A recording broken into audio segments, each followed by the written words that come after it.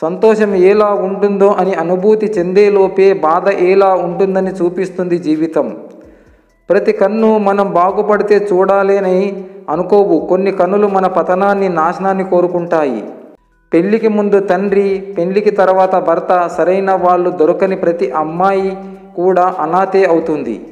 నా చిన్నప్పుడు అమ్మ 100 రూపాయలు పెట్టి చీర కొంటే కొన్ని వందల సార్లు కట్టుకొని తర్వాత ఉయ్యాలై ఊగేది. గాయానికి కట్టు అయ్యేది, ఇల్లు తుడిచే గుడ్డ అయ్యేది.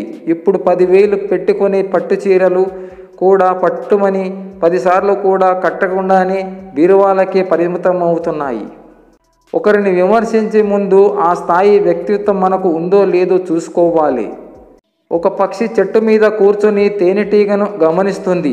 దాని కష్టాన్ని చూసి తేనెటీగ, నువ్వు ఎంతో కష్టపడి పువ్వు దగ్గర సంపాదించి పోగేసిన తేనెను మనిషి తీసుకెళ్తున్నాడు, బాధగా లేదా?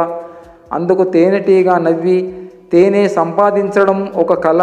మనిషిని నేను పోగేసిన తేనె దొంగలించగలడు, కానీ నా కళను దొంగలించలేడు. నేను మళ్ళీ సంపాదించగలననే నమ్మకం నాకు ఉన్నప్పుడు బాధపడి కాలాన్ని వృధా చేసుకోవడం అవసరమా అని సమాధానమిచ్చిందట. మనకి మన మీద నమ్మకం ఉన్నప్పుడు వేరేమీ మాటలన్నా మన టాలెంట్ మనకి ఉంటుంది. మనిషి నిలబడితే నలుగురు గర్వపడేలా ఉండాలి, పడిపోతే నలుగురు పైకి లేపేలా ఉండాలి. మంచి అందంతో పుట్టడం అనేది నీ చేతుల్లో లేదు, కానీ మంచి వ్యక్తిత్వం అనేది నీ చేతుల్లోనే ఉంటుంది. జీవితంలో గొప్పగా చెప్పుకోవడానికి ఏం సాధించావని అడిగితే గర్వంగా చెబుతాను, నేను నమ్మిన వాళ్ళు నన్ను మోసం చేసినా నన్ను నమ్ముకున్న వాళ్ళని నేను ఎప్పుడు మోసం చేసింది లేదని.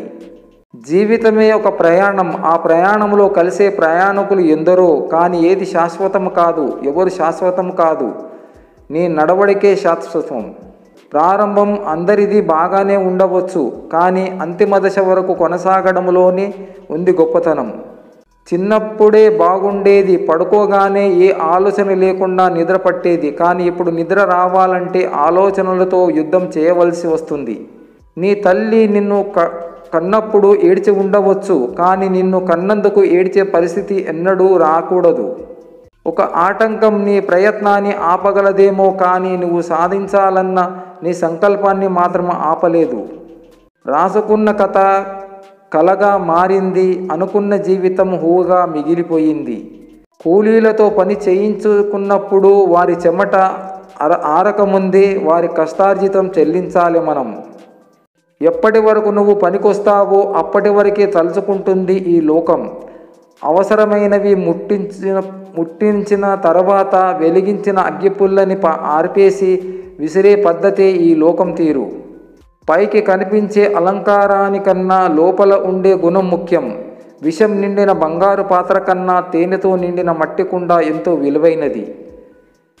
ఈ రోజుల్లో బంధం అనేది తామరాకు మీద నీటి బిందువు లాంటిది. అది ఎప్పుడు జారిపోతుందో ఎవరికి తెలియదు. అందుకే ఎవరి మీద ఎక్కువ ఆశలను పెంచుకోకుండా ఉండడమే మంచిది. వేలు ఖర్చు చేసిన చేతులని కూడా ఒక్కొక్కసారి వందల కోసం చెయ్యి చాచేలా చేస్తుంది.